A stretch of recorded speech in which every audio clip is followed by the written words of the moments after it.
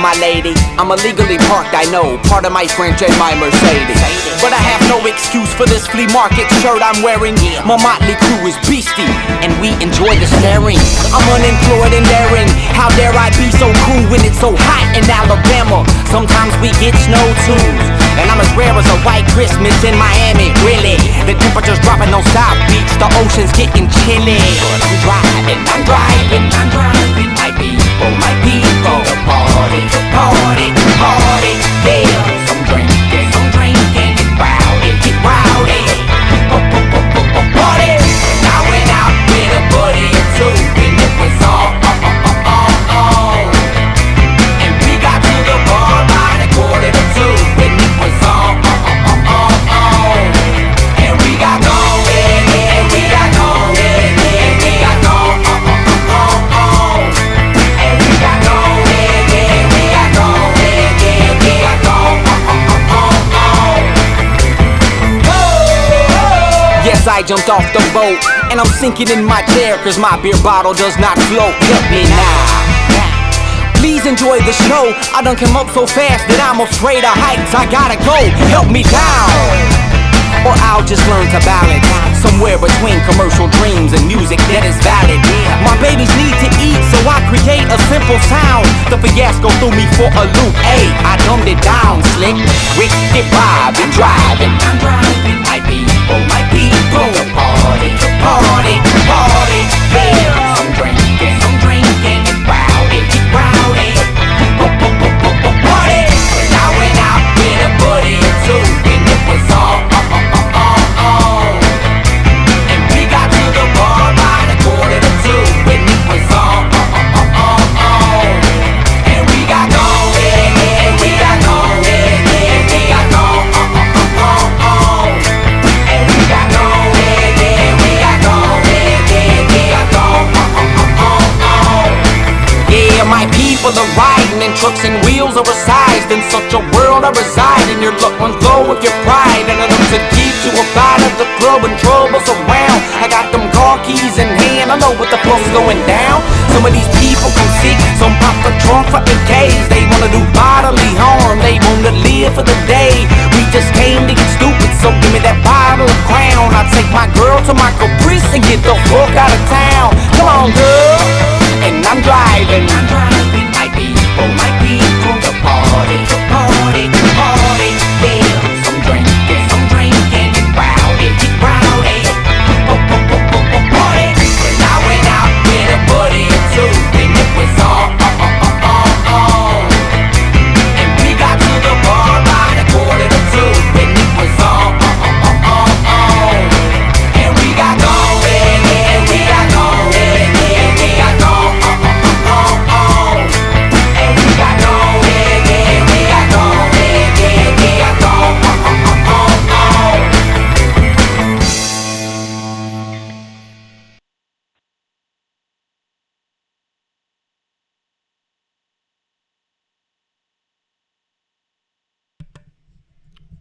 Good afternoon, boys and girls. It's your boy, Pasky and Pete. Happy Thursday to everybody. Thank you all for joining me on this fine Thursday evening. This was not a planned stream. I usually do my call-in shows on Friday nights whenever I can. Tomorrow night, I cannot do that. Another caveat to this is that I have a house full of kids, and so if my youngest kid runs in here screaming, tells daddy to do something, I apologize, and I'm gonna have to stop streaming and do something for him, because that's what daddies do. Let me see who is on here so far. And by the way, this show and every show that's a call-in show is driven by the callers, so it is what it is. The call-in show number is 864-207-4522. I'm pretty sure. Last time I messed that up. I've had 3 call-in show numbers over the past 3 months, and I memorized them and then have to make a new one. 864-207-4522 is what we want to talk about. We got a lot of good games this weekend, man. We got Alabama and LSU. We've got Minnesota and Penn State. What's the other one that I was thinking of? I I think those are the two biggest ones. Obviously, as a Clemson fan, I'm looking forward to Clemson and NC State, even though it should probably be a slaughter. I will be streaming, or at least I'm planning on streaming, the Clemson and NC State game. Luckily, this week we have the Minnesota and Penn State game is at noon. Then we have the LSU and Alabama game at 3:30, and so the night games are free. And so luckily, I'll be able to stream the Clemson game this weekend. And so I hope you all can join me for that. Let me see who's in the chat here real quick, and then I'll check the phone lines. Good afternoon, Christian Ballard, Tiger Nation, George, Halo. How you doing, sir?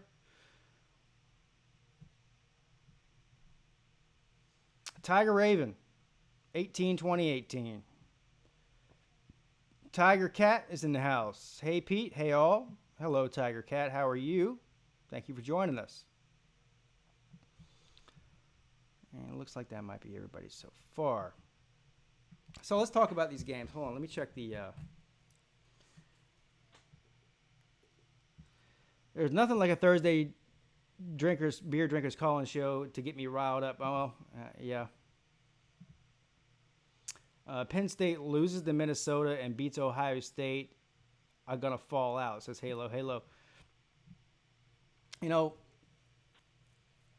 I think Penn State's going to beat Minnesota, but that would shake everything up if they did win that game. There hasn't been this important of a game in that stadium, in that state even, in college football in a long, long time. I can't remember the last time.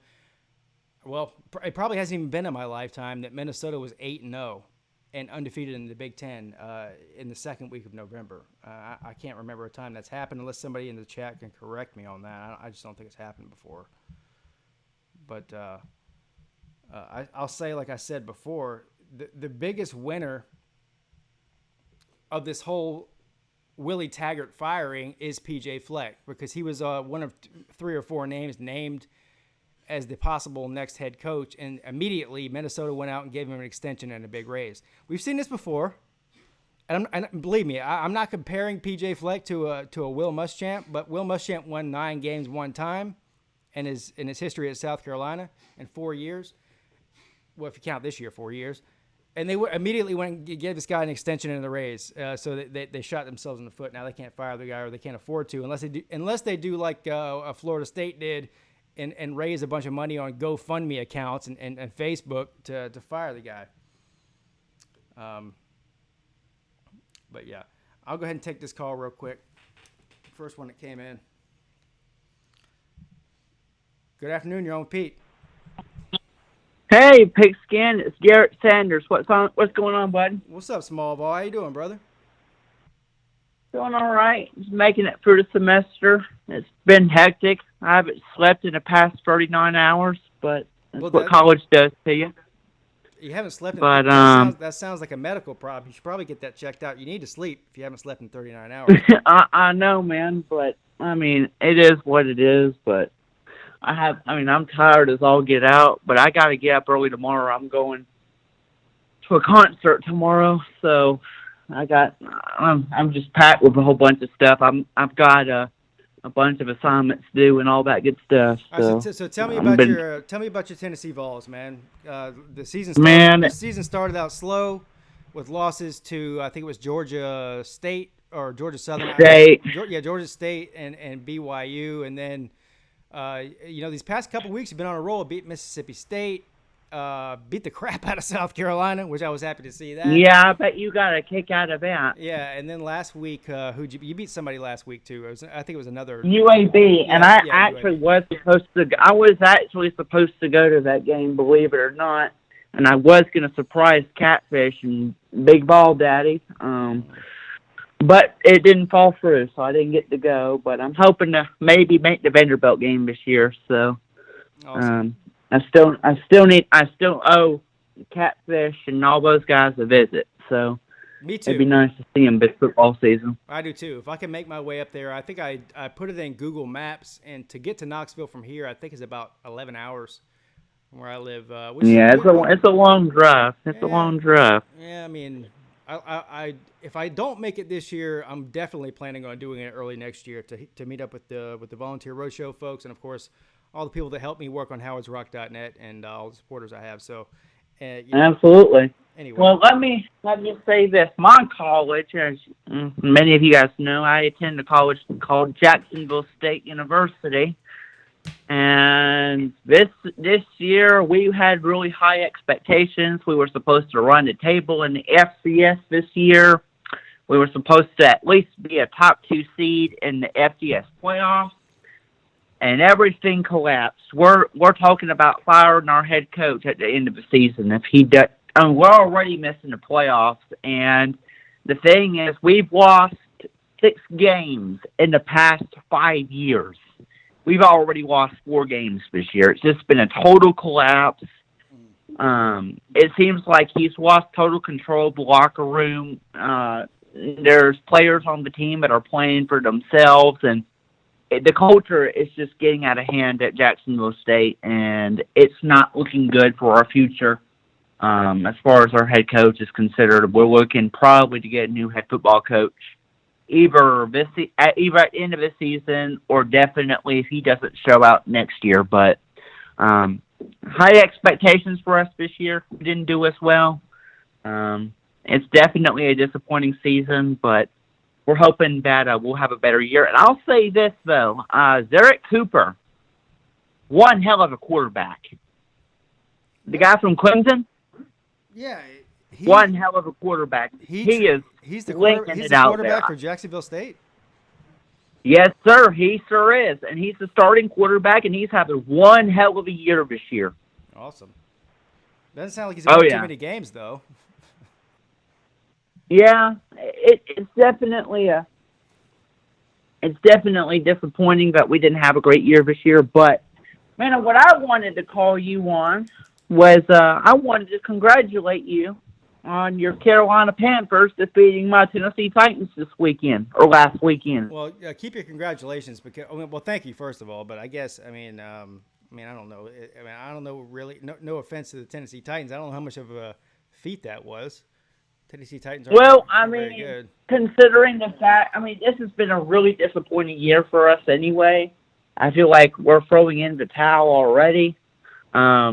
But given our preseason expectations, it was definitely something that we had thought that we were going to at least compete and make a run through the AFC South, and it's not even looking like that's not going to happen anymore. So, right.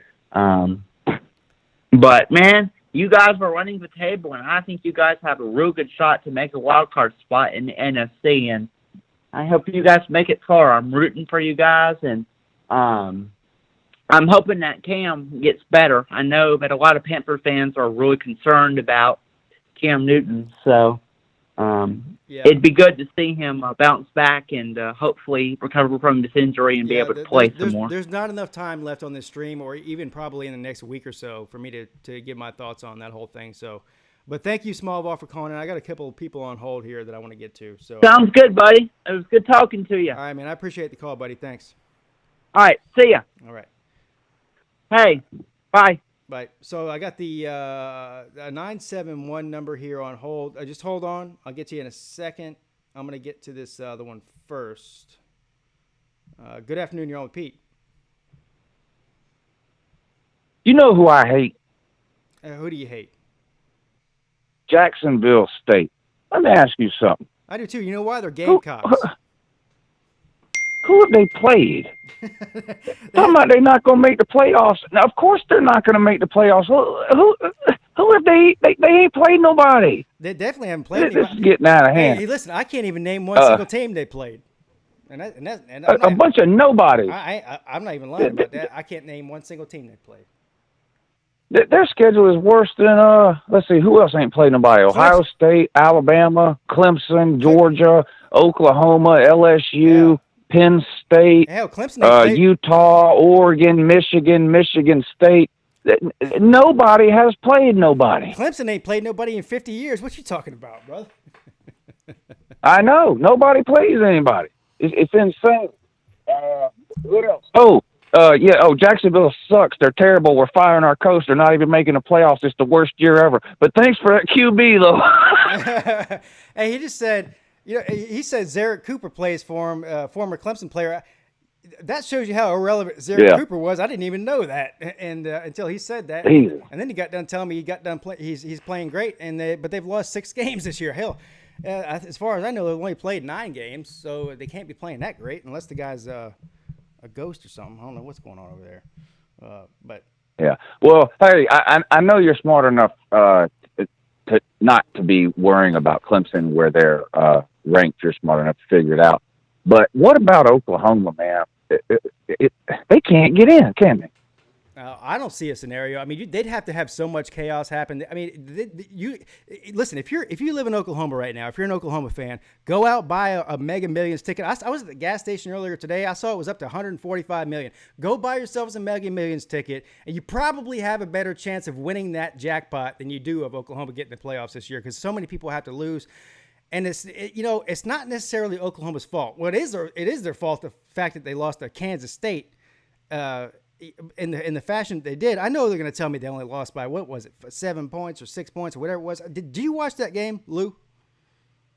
Yeah. Yeah. Listen, I don't care what they say. They got dominated in that game. I mean, they're coming down to they were losing. Yeah. Yeah, they were losing like 43-20 something in the fourth quarter. Yeah, and they're going to cry about, a 9.5-yard onside kick call, and the refs did this, and it's rigged, and this and that. Listen, it's not rigged. Kansas State's no good, and Oklahoma hadn't played they ain't played nobody, Lou, include Kansas State. They played UCLA though, but then some teams ahead of them would have to lose twice. Do you really think whoever loses the LSU-Alabama game is going to fall behind Oklahoma? No. Hell, hey, listen, as a Clemson homer, realistically, I would not be surprised, and we'll see what happens. If LSU loses this game by a field goal or touchdown, I would not be surprised to see if LSU still stays in the top 4 ahead of Clemson. I wouldn't be surprised about that. Nah, I don't know about that. I think even if it's really close, I think Clemson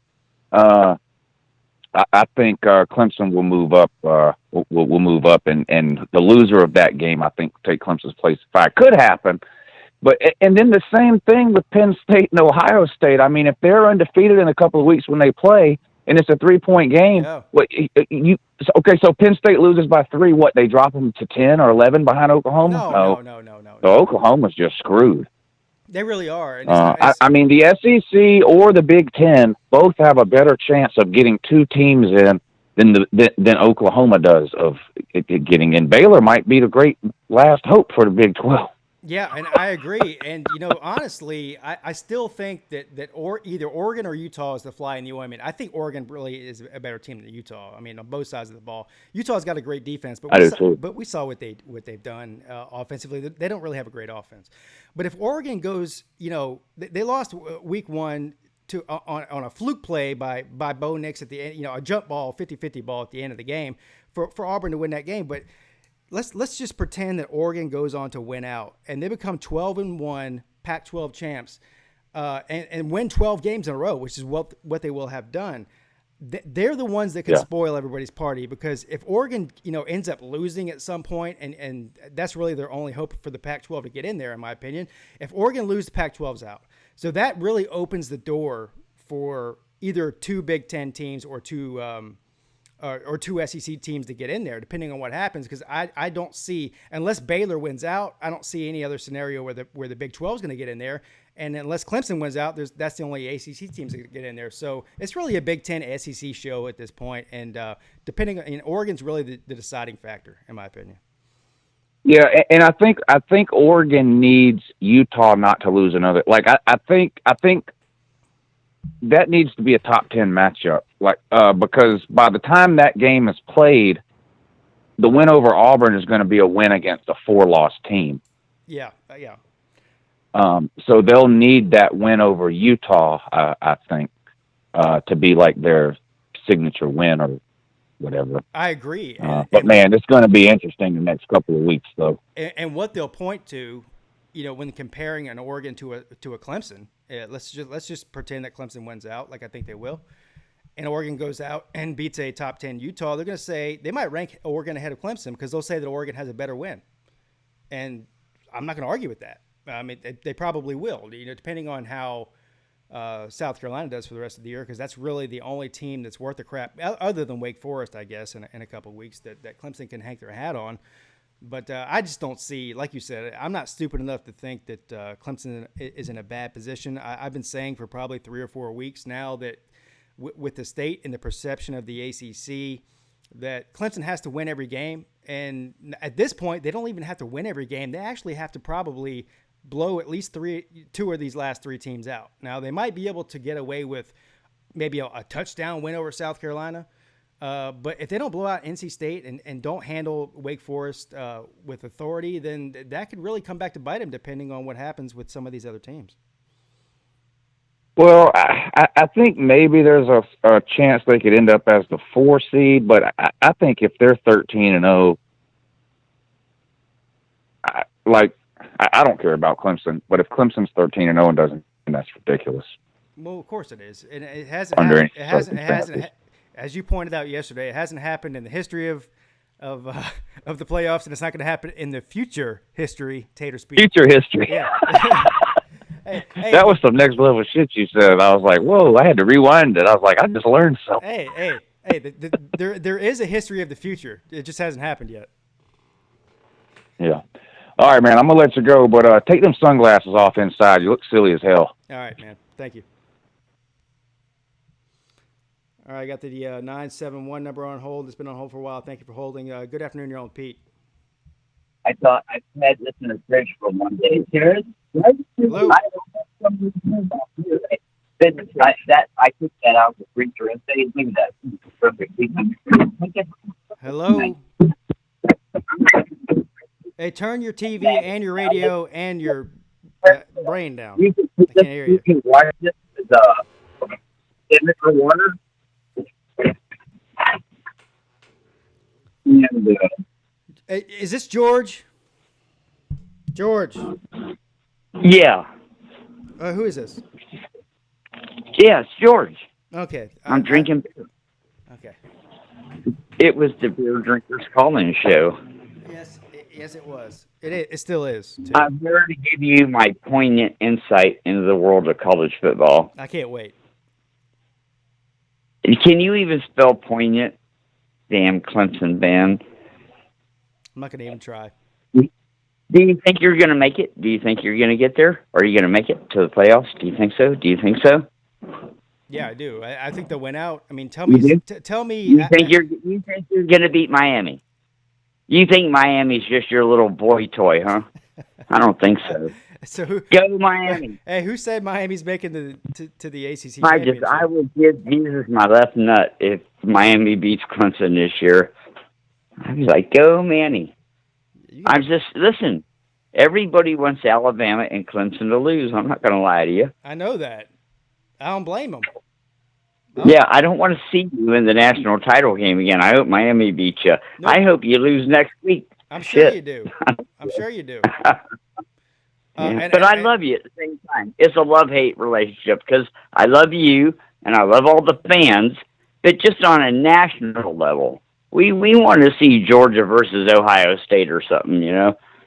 Yeah. Listen, I get it. I completely get it, and I used to be in that boat. Thank you very much. I used to get tired of Thank you for understanding. The same teams go to the playoffs every year. Obviously, as a fan of Clemson, I could care less what other people want. All I care about is we know you're all on steroids, you know? That really disturbs us. Yeah, they're like, why does Clemson do that? Yeah. They're like, we're like, why is his hair so long and shiny? It's the Beer Drinkers Call-In Show. You don't have to answer that. I thought steroids make your balls shrivel. I didn't know it made your hair long and shiny. All right. I don't know. I just know there's something going on. Clemson? Are you serious? Clemson? Really? Come on. Dude, this is just it's psychotic. Like, how is Clemson in the national football picture? I don't even understand what happened. What happened? I woke up one morning and Clemson had 2 national titles. I realized that you've been in a coma for the past probably 30 years. I was about to say 10, but 30 years. But It was beer induced. I know. Yeah. Yeah. Yeah. Well, to be honest with you, George, I don't even know what else to say. I think that you've said it all. I think that Uncle Lou and you and me and a couple other guys, Bobby Durkins, whatever, we should do a Vegas show. We could get a 10-year gig in Vegas. People would come to our show. Yeah. We'd do it live on stage. Just think about that. We need like $100 million contract for 10 years at Aladdin's Casino. And we could shoot live TV from there. Why aren't you on TV? And Uncle Lou. And Bobby Durkins and Junior and the big dog from Miami. Oh, my God. Every once in a while, we could let Mark Rogers make a guest appearance because he's fucking busy. I think like 38 videos a day.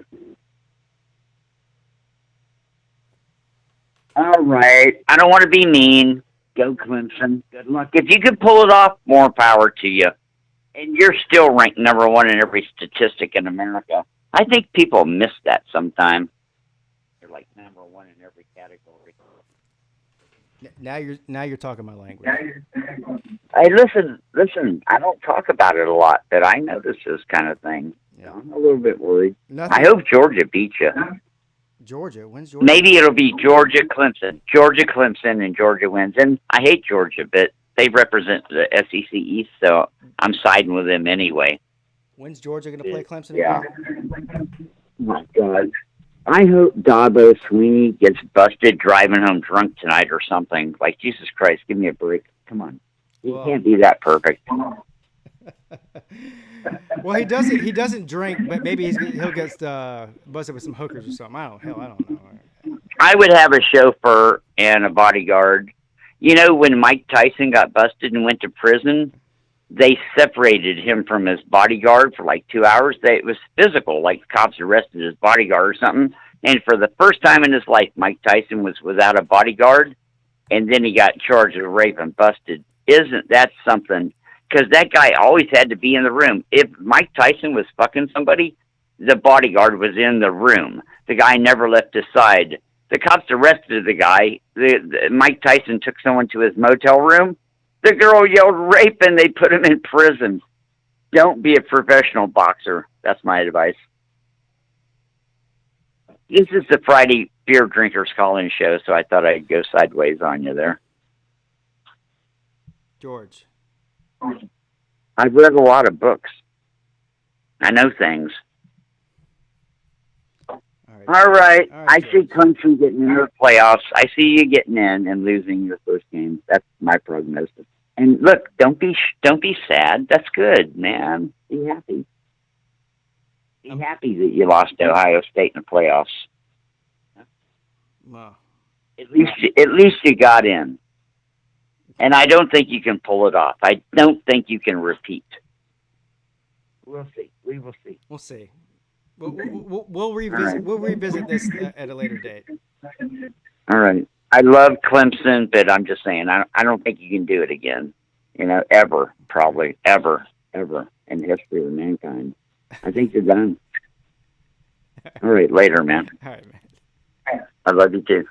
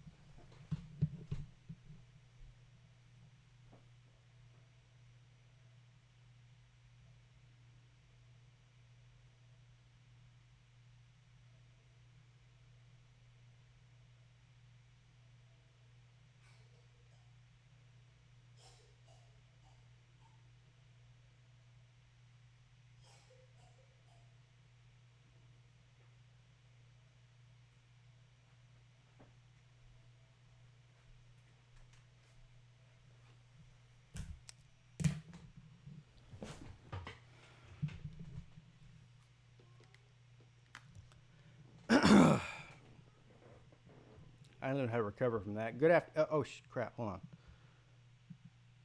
on. Good afternoon, you're on Peete. I think. Good afternoon, you're on Peete. depressing or? There we go. Good Lord, was that depressing or what? I had to take a sabbatical. I don't even know what sabbatical means, but I took one though.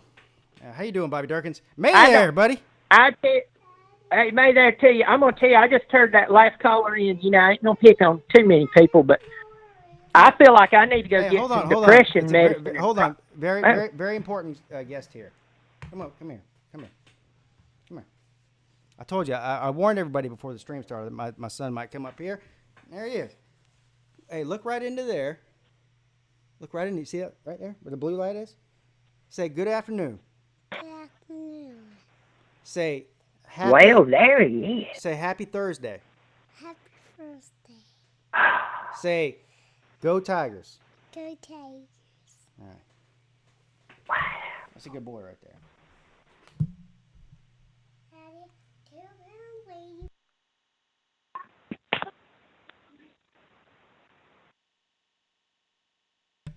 All right. So where were we? That was a handsome young man. Beautiful Clemson child. Yes, thank you. He doesn't look like me. He looks like his mother.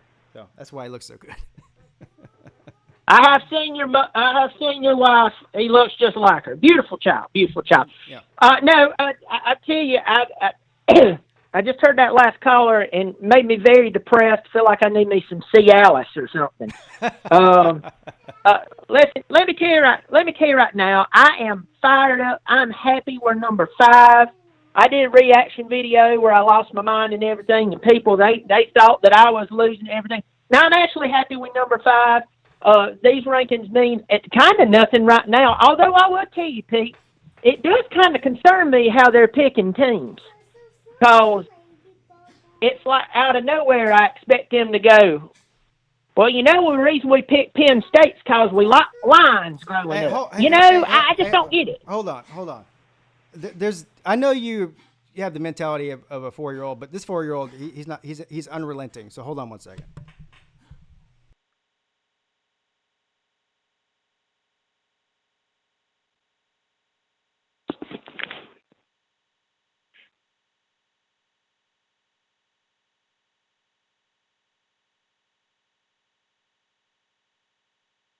Well, I guess while he's away, I'll run the show for a second. Good talk to all y'all out there. Hope y'all doing good. Make sure you don't do anything that wouldn't get you arrested. Looking in the comment section right now, some good people out there. All right, I'm back. Hey, put him down. I'm back. All right. So, what you were saying was that you're not happy with Clemson being number 5 right now, but you're not worried about it. And I think that's what I heard from you say. Yeah, pretty much. I think it did exactly what Sweeney wanted. He's going to get fired up and preach the whole "we're underdogs again" message, and that's very dangerous for everybody else in the country. But I will tell you right now, it just concerns me hearing that chairman. By the way, great video you did, talking about the chairman of the board explaining why they picked their teams. It was so inconsistent. Yeah. It was so inconsistent. It's like somebody needed to give him his pills, Yeah. Yeah, in one breath they'll say, well, they played a better schedule for this team, and then they say, well, this team's played a better schedule than that team, so why'd you have them ranked ahead of this team? And they'll say, well, we just think they're better. Well, I mean, yeah, it's like going to the car dealership. You ever been to the car dealership when you're trying to buy an $1,800 car? I mean, anybody who's ever been, under the age of 20 at one point went to some, rinky-dink car dealership where they had rusted fenders and flat tires on the car, and you're poking around and prodding, and you say, "Hey, I want to take a test drive on this thing." And the guy with the uncombed hair and the yellow teeth, smoking a cigar and 2 different colored shoelaces on his shoes, comes up and says, "Hey, well, I can tell you right now, this thing runs like a top. Just believe me, it runs like a top. You don't need to drive the son of a bitch. Just go ahead and give me that $1,800. You can drive this thing off the lot right now today." That's the college football playoff committee. They are that guy. They are the guy with the uncombed hair, with the 2 different colored shoelaces, with the yellow teeth, smoking a cigar. The way I look at it. Makes sense to me. You just described my uncle to a T. You just described him to a T. Well, since I'm on your program, you described him to a T. Let me go ahead and do a little commercial. That's right, everybody. You can go see Lonnie Durkins on the Highway 14 in Greer, South Carolina. If you didn't buy it from Lonnie, it probably still runs. Go see Lonnie. No, Hey, is there any way? you're right. Is there any way I can get Lonnie to become an official sponsor of the Pigskin Pete YouTube show? Yeah, I'm absolutely. We can get Lonnie on here. I'm cheap. Well, he is too. Ask his children. No, I mean, I'm serious. It was just really interesting to sit there and listen. And you made a great point. The other guys have made great points about this. If you're going to say that Penn State is better than Clemson, at this point right now, you have to say they're better than Alabama and push them up front. Exactly. You do. But it's just. And then what really turns my crank is when I see Georgia ranked right behind us with a loss at home to one of the seller teams in the SEC. With a third-string quarterback. No, so apparently, Bobby, I don't know if you got the memo. I got the memo today in the mail, and I just read it about 5 minutes before I came on today. So losing at home to South Carolina, when your schedule up to this point, other than Florida, has been complete garbage. I went through the list of Georgia's teams that they played this year. Half of them I didn't even know had football teams till I read their names on that list. But losing to South Carolina at home, that's a good loss because they're in the SEC, right? You agree with that? I mean, if drinking out of the toilet's kosher, yeah. Okay. So when Clemson goes into Columbia this year and beats the living bejesus out of them, that will not be considered a good win for some reason. But a good loss at home if you're Georgia, a bad win if you're Clemson, right? That's the way things go these days. Yeah. Mm-hmm. Yeah. Well, I mean, I wouldn't be surprised if that guy got up there and they say, "Well, hey, why'd you put so and so in that position?" Well, the cheerleader's got some really good tan legs, and that's what we like. You know, I mean, is that his next comment? Is that his? It's inconsistency across the board. Forget where Clemson's at. Just their explanation is like listening to my grandma with Alzheimer's trying to explain how the internet works. It doesn't make sense. It's very insulting. But, Pete, we're going to be all right. You know, we're fine. Everybody else, they're chuckling and everything. I think they woke the Giant. That's all I'm going to say. Though the Giant's been woke most of this season. So. Well, I couldn't put it any better than that. But with all due respect to your grandmother with Alzheimer's who doesn't know how the internet works, I'm only 39 years old, and I don't have Alzheimer's, and I don't know how the internet works. So here's to your grandmother. Cheers. We're kindred spirits. Thank you, Pete. You're always been a gentleman. You take care of yourself, and I'll see you. See you soon. You be good. Bye. All right, man. Everybody, there's the legendary, the one, the only, Bobby Durkins. Everyone go subscribe to Bobby Durkins on the internet. If you haven't seen Bobby Durkins' press conference videos, I'm telling you what. I'm not even, we're friends and everything, but I'm not even kidding when I say this. There's very few YouTubers out there that I watch a video of theirs, and I belly laugh the way that I watch when I watched he did one with a couple of them where he's Ed Orgeron. He's first of all, it's not even the voice that he puts on for Ed Orgeron because nobody can really duplicate that voice. But the wig, though.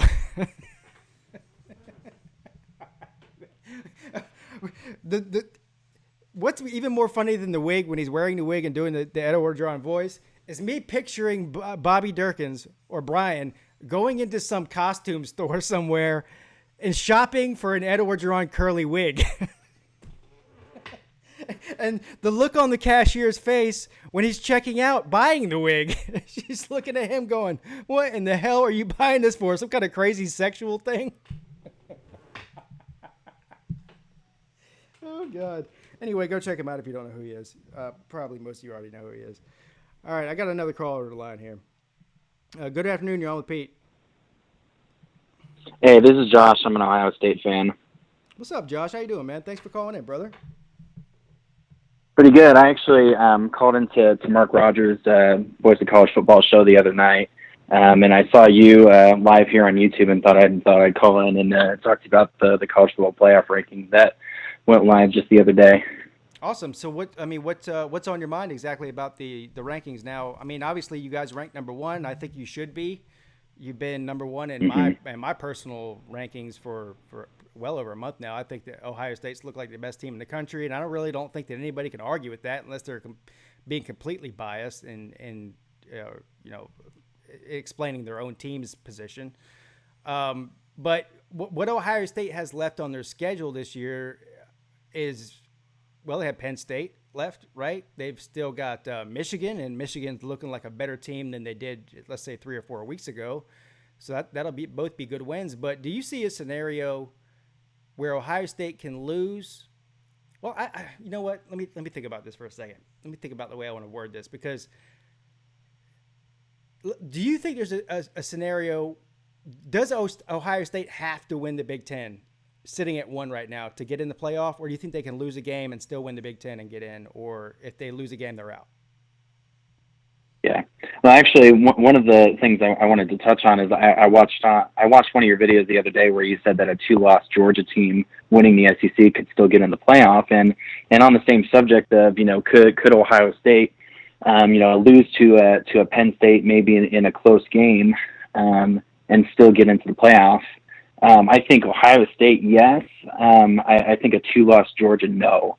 And let me tell you why. So unfortunately, over the last 5 years, we have such a small sample size and such recency bias to go off of to figure out what is actually going to happen the second week of December after the after the conference championship games. What is the committee going to decide? Right. Because even in their explanation after the rankings went live on Tuesday night, the chairman of the committee didn't really have solid factual information based to back up some of their rankings, other than just we just think this team is better than the other.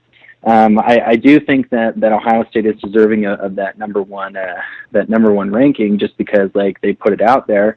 However, I personally thought that LSU was going to get that number one spot. Me too. Yeah, and it just I think that the way that Ohio State has played the entire season, and even the way that Penn State is kind of proving themselves, and they have the number 2 strength of record. Because the other thing that I talked to Mark about the other day on his show was that Ohio State's strength of schedule is actually higher than LSU's, and I think that's actually the for the entire season, the entire year, that's taken into account the Penn State and the Michigan game as well. Right. But the strength of record is just showing the 8-0 record from with LSU, and the 8-0 record with Ohio State. And Ohio State's actually third, and LSU is first. Right. So here's the thing. Here's the difference. When you mentioned what I said about Georgia being a 2-loss team that could possibly get into the playoffs, first of all, I don't think that that's likely. I think it's unlikely, but possible. But the difference here is what I'm saying is if Georgia is a 2-loss team that wins the SEC, in Ohio State's case, because they play against Penn State in the same division, and at this point they're both undefeated. Now we'll know more after this week because Penn State has to play Minnesota. But let's just assume that they win that game and that Penn State and Ohio State meet up in the Big Ten. I mean, when they play each other, they'll both be undefeated. And the winner of that is most likely going to determine who the Big Ten East champ is and goes to the Big Ten championship game. So we're assuming that. So in that scenario, I think that it's possible. And I could be wrong. Again, this depends on what happens with other teams as well. It's not just solely dependent on this game in itself. But I think that the winner of the Penn State-Ohio State game is most likely going to win the Big Ten, most likely. And that's the team that's most likely going to get a chance to play in the playoffs. If Ohio State loses that game to Penn State and doesn't win the Big Ten, is it possible they get into the playoffs as a 1-loss non-Big Ten champ? Yeah, it's possible, but I think it's even less likely than a 2-loss Georgia that's an SEC champ. Yeah. And that's not my personal opinion. That's just the way I see it playing out because well, let's just call it what it is because of the perceived SEC bias. Where I mean, just look at the top 10 right now. You've got a two-loss Florida. A two-loss Florida is number 10. Now, do you think that Florida should be ranked in the top 10 right now? No, I had been writing the opinion early in the season that Florida was massively overrated, and in a lot of my own polls that I did at the beginning of the season, I only included Florida in the top 10 because there was nobody else to rank in the top 10. I mean, other people were dropping off like flies, and I, you know, like as I was going down my list and looking at all the teams and reevaluating like the wins and losses and the, you know, like who they played and whatnot, I kept coming to like the 9 or 10 spot or even the 8 spot, and it was just like, man, it has to be Florida because there's nobody else. But here's the thing: is that Florida, 2 of their wins are against FCS opponents. And part of my problem with the SEC scheduling is that every single team in the SEC schedules an FCS opponent, and actually Florida scheduled 2 this year because they have 2 Power 5 games against Miami and then Florida State at the end of the season, and that's maybe to balance out their non-conference like workload, you know, because. I do think that the SEC plays, you know, intense football, and I think they play good football. But the other thing about it is that they have 14 teams in their conference, and they play 8 conference games. They also have cross-divisional rivals that are locked in that they play every year. Right. And so going back to kind of the SEC and real quick about like the whole Ohio State and Georgia conversation. In those respective scenarios, I think the answer to both of those scenarios is the same, is that the committee has shown in the past that the conference championships don't matter, that Ohio State got in 2016 and that Alabama got in 2017. And, you know, for Alabama, if Alabama loses to LSU and is not represented in the SEC championship game and they finish 11-1, even if they like blow out Auburn, they're going to miss the college football playoff because what wins do they have on their schedule? Like, you know, beating a number 23 Texas A&M team that, you know, probably shouldn't have been ranked, or, you know, beating an Auburn team that I anticipate is going to be ranked maybe 17th, 18th by the time that they play them, because I'm also anticipating that they lose to Georgia. So I mean, we're throwing a lot of hypotheticals out there, but it's just a matter of, you know, like the committee has really given us a lot of things to think about, and they're kind of keeping us on our toes of like, okay, like what's going to be the most important this year? Like what are they going to focus on this year? Yeah. You know, like and who's going to be in based upon like strength of record or strength of schedule or, you know, recency bias or, you know, like what is actually going to matter? But I think that. You know, one thing that they've definitely shown is that the conference championships don't matter all that much, and in that scenario of like you know, Georgia being a 2-loss team somehow and winning the SEC championship game, I don't think they would go, because I mean we haven't had a 2-loss team in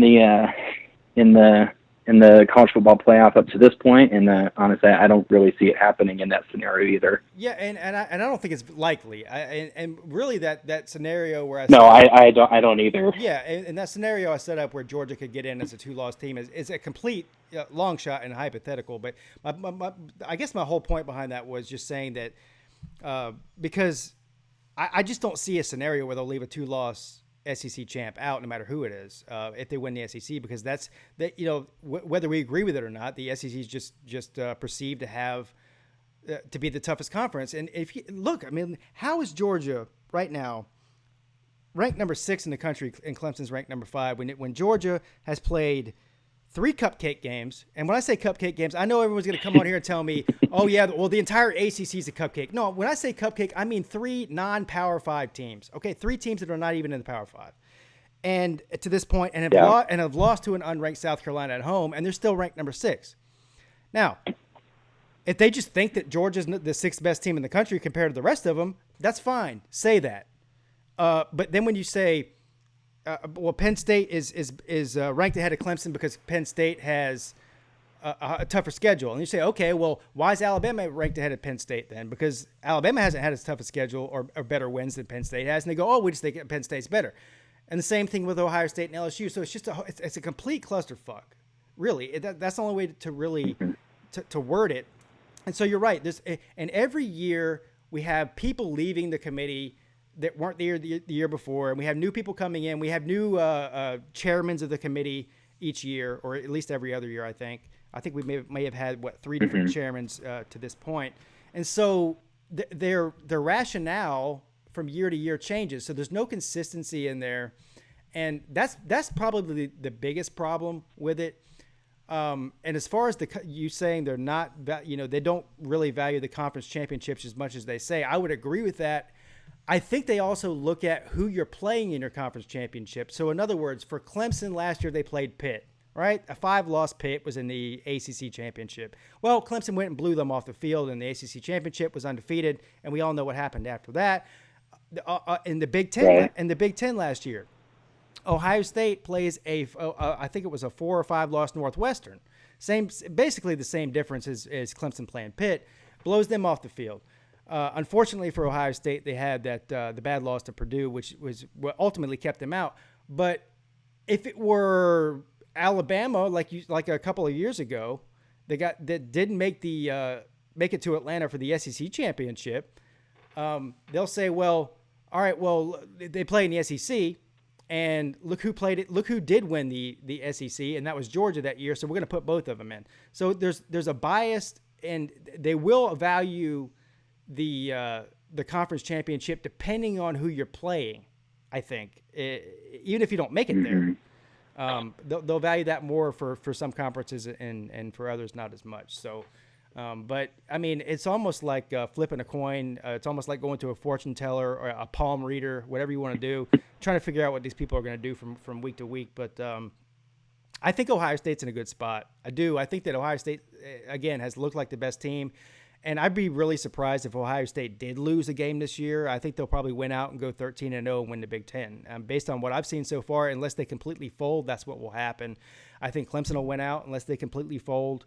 And so I think Ohio State and Clemson are pretty much locks at this point to get in. I mean, I understand Ohio State has a tougher road to get there than Clemson does. I understand that. But I think I personally believe that those are the 2 best teams in the country right now. Now, Alabama and LSU and Georgia and Oregon and Oklahoma, the rest of these teams that are in the top 10 right now, they're going to have to fight out that 4th spot unless one of these teams slips up. Yeah, and I think that this year is a big testament to like what we may see in years to come of just the much deeper field in contenders that we have. Because I mean, you touched on like why is Georgia like ranked number 6? Well, if you look and you compare the losses of Georgia and Oklahoma and where they are ranked in the college football playoff at this point right now. Right. I think they're similar losses. They're both unranked. I mean, I know Kansas State is ranked now and that South Carolina is not, but it's still, it shows kind of that bias or that, oh, well, we just think that Georgia is better than Oregon and Utah and Oklahoma, and that we're, kind of punishing Oklahoma for losing a 7-point game to an unranked team on the road.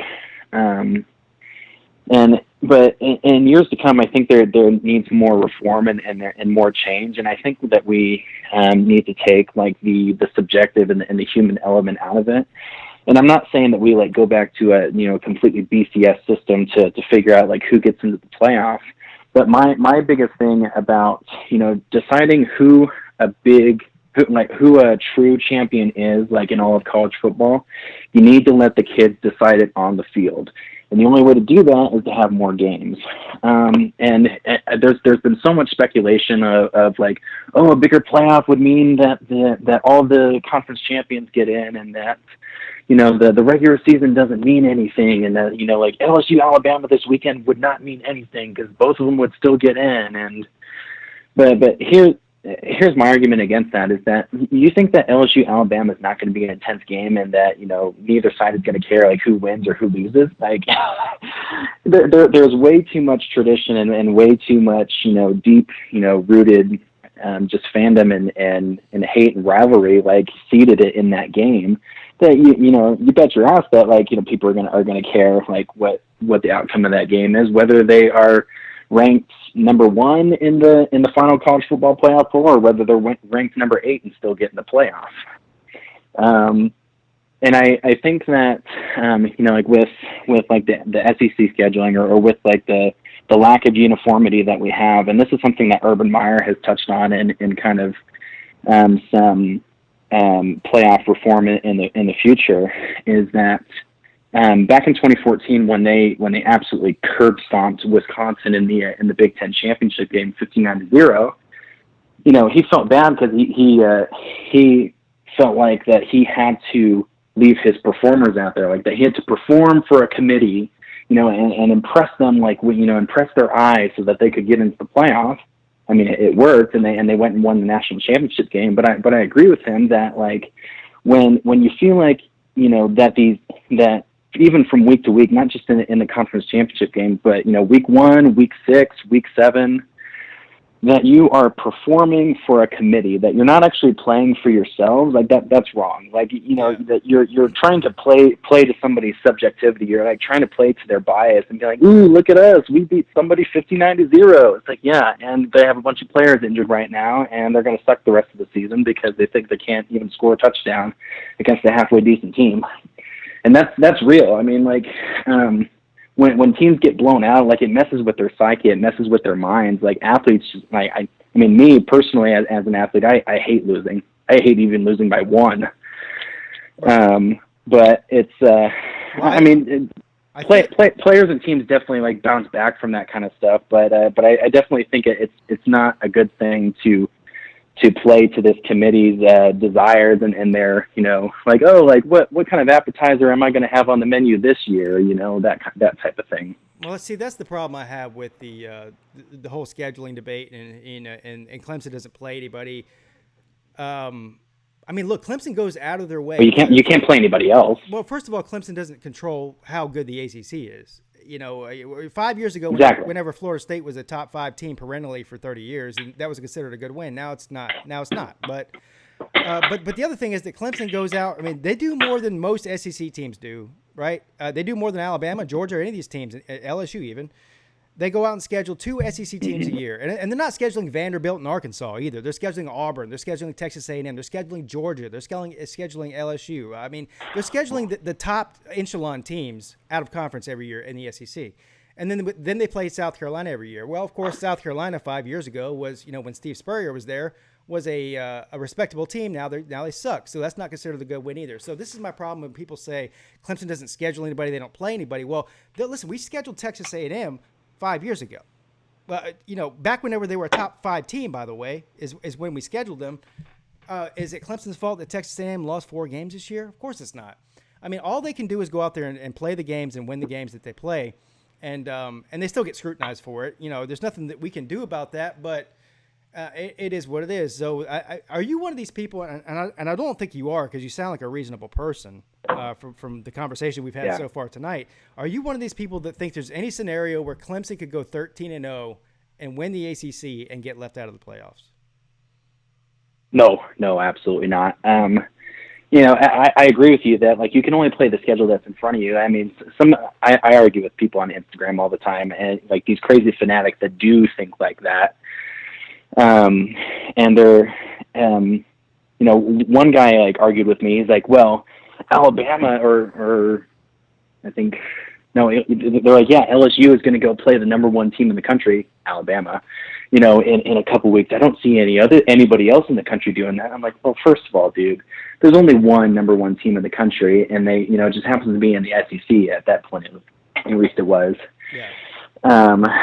And so it's not like, you know, Clemson can, you know, make a 3-point turn and, you know, and go kick LSU off the block and be like, you know what, we're going to play Alabama in the middle of the season right here. We're not going to wait for the college football playoff. We're going to play them right now. Right. Like, I mean, there's no scenario whatsoever that anybody is going to be able to do that. And I think even not only is the ACC kind of a victim of like scheduling or strength of schedule, but I think the Pac-12 it has been seen that the last several years too, getting left out, or like even getting one-loss teams that aren't considered for high enough in the rankings for a playoff. And here's my real problem with the whole thing is I understand if you're in a weak conference and the majority of the teams that you play in your conference schedule, which you can't control, are weak. I understand that. You say, well, you're beating up on these bad teams. I completely understand that. The Pac-12 has been a victim of this for several years now. Up until this year, the Pac-12 has been the bottom feeder of the Power 5 teams or conferences, and now it seems to be the ACC has got that wrap this year. But who are you scheduling out of conference, though? That's what I want to know, because Alabama's scheduling Duke and 3 non-Power 5 teams. There's only 12 games in a season. So 4 of the teams that they play are 1 bad ACC team or average ACC team and 3 non-Power 5 teams, right? So that's literally a third of their schedule, a third of it. But they're ranked number 3. And by the way, just for all the people that are Alabama fans on here right now that are watching and thinking that I'm just dogging Alabama, I'm not, because if you were going to ask me, I would say Alabama's a top 4 team in the country right now. I'm not going to say they're not, but don't dog Clemson's schedule or out-of-conference scheduling and then praise Alabama for having a tough schedule just because LSU happens to be good this year. It's just not there's no logic behind that. Yeah. So. Yeah, and Nick Saban has said that if it were up to him, he would schedule 12 Power 5 teams. Yes, and I agree with Nick Saban. And Dabo Swinney said the same thing. I believe Urban Meyer said the same thing. I think that most of these top tier coaches, these national championship winning caliber coaches, all agree that these cupcake games need to go away, especially FCS teams. There's really no reason for that. I don't want to hear this nonsense about, well, they need the money to fund their school. Listen, there's other ways to fund the school than playing the game. There is. They don't need to do that. You could take every Power 5 team. They can just throw a bunch of money in the pot, whatever is $1 million per school at the beginning of the year, and divvy that up. That doesn't mean they actually have to play the game. They don't have to play the game for that to happen. Yeah.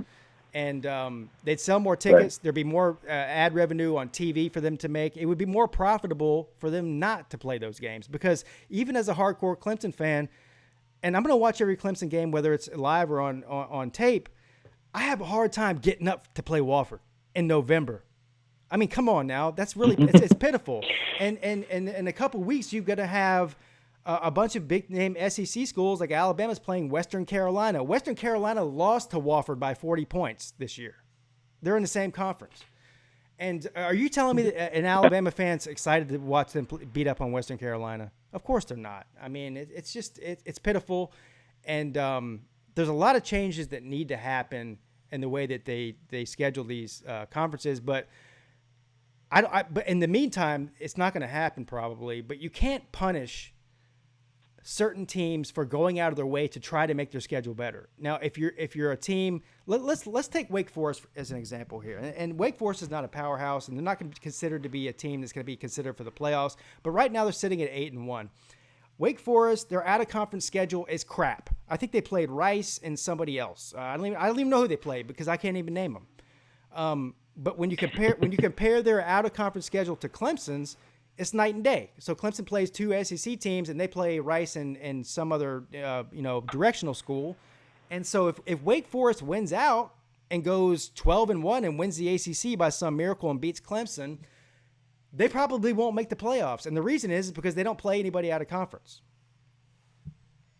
No. The only way that would happen is if you had an undefeated team from each Power 5 conference, and maybe even an undefeated American athletic school that was, maybe taking away some of the votes or some of the attention from Clemson, and then Clemson had won every game by like 3 points, like 2013 Florida State. Right, yeah. So the 24-14, and I hear that comparison a lot. The Florida State team, Clemson just to 2014 Florida State. No, Florida State that year was not that good. They They won a bunch of games by, like you said, a field goal or a touchdown. They almost lost a whole bunch of games that year, and they just were overrated. They went undefeated, made it the playoffs, and then got their asses handed to them by Oregon in the first round of the playoffs. But Clemson hasn't. Listen, they had one close game, and that was pretty embarrassing. They shouldn't have had a close game against North Carolina, but they did. But it's nothing compared to Florida State that year. It's apples and oranges. The two teams aren't even close to. Clemson's much more dominant than that 2014 Florida State team was. Yeah. So have you watched like the ESPN takes where Joey Galloway and Jesse Palmer do their top five? Yes. On College Football Live like every night. Yeah, I do. Or every weekend. Yeah, Galloway's got Clemson as the best team in the country. Yeah. Yeah, and I wish I could talk to Joey like on the air and everything and be like, and when he says Clemson is number one because they were they're undefeated and they're defending national champions, I'd be like, Joey, that's the BCS way of doing things. We're evolving, we're moving on. Like this isn't the BCS anymore. Like yeah, I mean that's but you know what? I'm not even I'm not saying that he's right or wrong. I mean, I know a lot of Clemson fans love Joey because he's propping up Clemson. I'm not saying he's right or wrong, but that is a mentality that a lot of people have. I mean, you see the same thing with Danny Cannell and a lot of other analysts as well, is that they feel like if you're 15-0 like Clemson was and you win the national championship, that you should be number one till you lose. And there is something to be said for that. I don't even personally agree with that. I think that you should still evaluate a team from year to year based on what they've done that year, not the year before. But I also, even if I take my Clemson orange-colored glasses off, I can look at Clemson right now just by watching the games and forget. I don't care who they played. Just by watching the games, I'm still believe that Clemson's one of the top four teams in the country. Now they're ranked 5, so it's not like they're a mile away from what I think.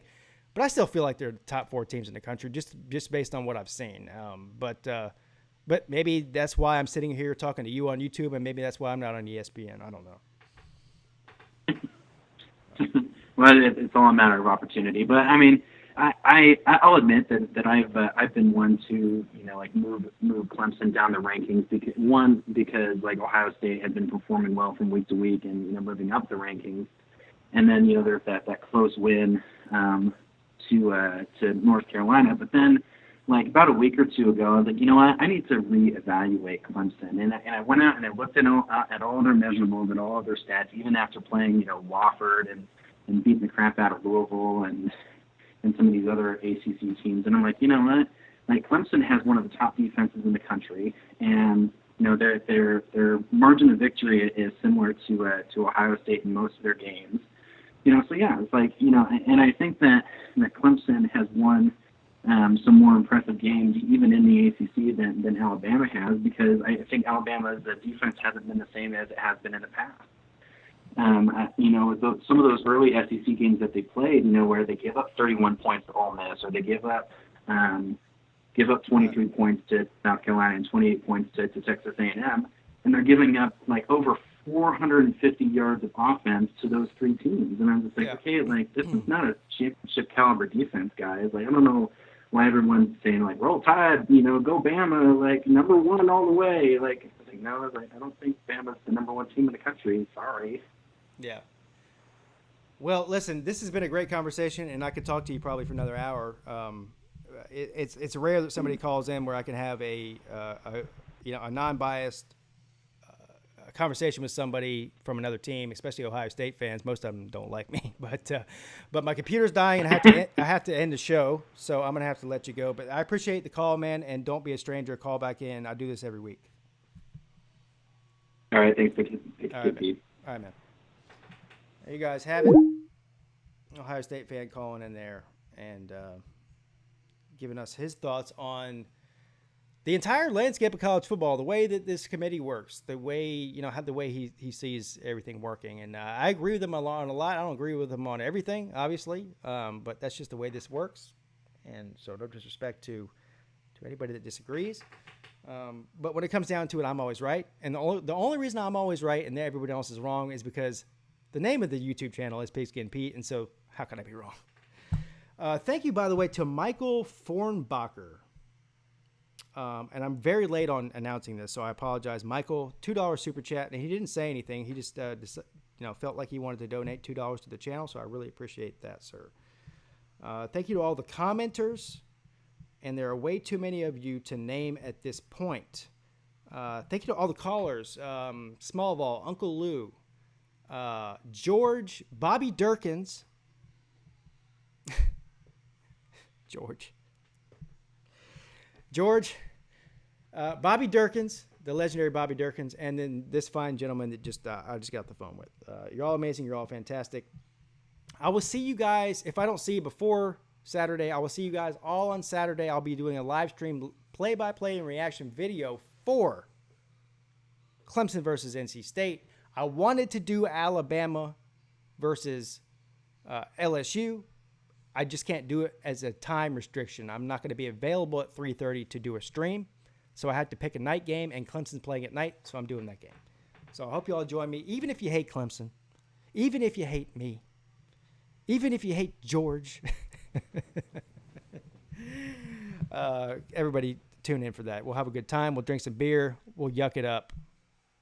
So that's it, guys. All right, guys. Everybody, thank you so much. Have a great night. I really appreciate it. Pigskin Pete checking out.